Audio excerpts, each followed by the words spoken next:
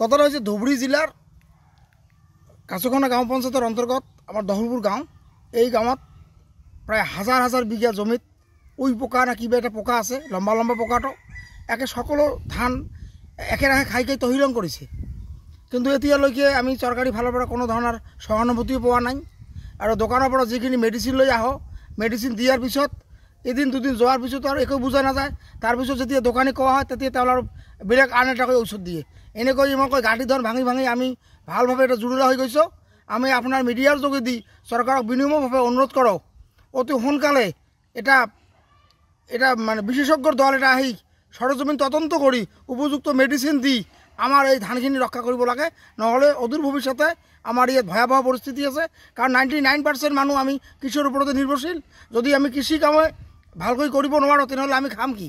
এই কাৰণে আমি আপোনাৰ মিডিয়াৰ যোগেদি চৰকাৰক অনুৰোধ কৰিলোঁ।